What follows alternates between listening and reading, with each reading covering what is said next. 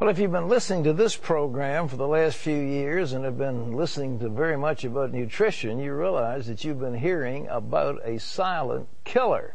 It's a killer that's worse than alcohol, worse than nicotine, worse than drugs. It's called monosodium glutamate.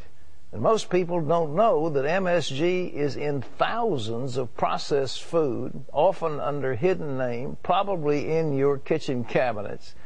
And now some doctors say this flavor booster could be boosting your weight. This is going to be the first of a 4-part series, today, tomorrow, and then 2 next week, by medical reporter Galen Tethrow on the dangers of MSG. MSG. You may think it's only an ingredient in Asian food, but you're wrong. It's everywhere. From restaurants to your grocery to your kids' school cafeterias, even your baby's formula. Monosodium glutamate is a flavor enhancer that's been big in the U.S. since the 50s. It's supposed to make your food taste better, but research shows MSG is making us fat. It's very difficult to exercise off. It's very difficult to diet off.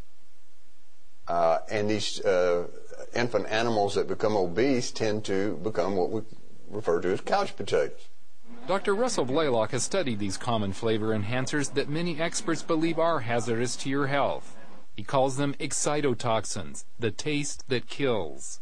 An excitotoxin is a big word for any substance like MSG that overexcites cells to the point of damage, acting as a toxin, hence the term excitotoxin, a form of poison. The FDA considers MSG safe, but numerous scientists have found that glutamate in the diet can cause a range of problems in animals, including obesity. These foods, particularly in a child, is certainly of the dose equal to what you're seeing in animals. Now, the thing that's peculiar about the child, they're 4 times more sensitive than an adult. Pound for pound. Pound for pound. So babies in the womb and young children up to about age 3 are the most threatened.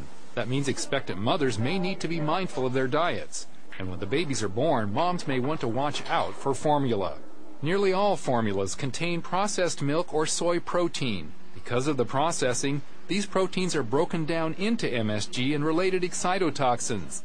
The other curious thing about exposing animals to MSG early in life is they prefer sweet foods, foods with sugar in it, carbohydrate foods, and they stay away from the foods that are healthier.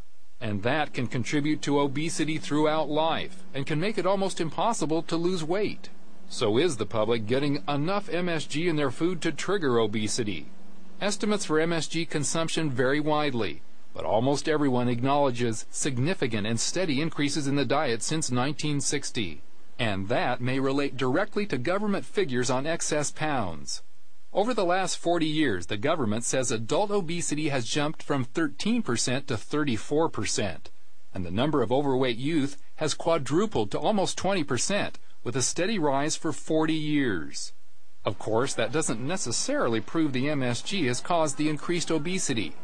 But Dr. John Olney, a pioneer in brain research, first found MSG caused obesity in lab animals in the 1960s.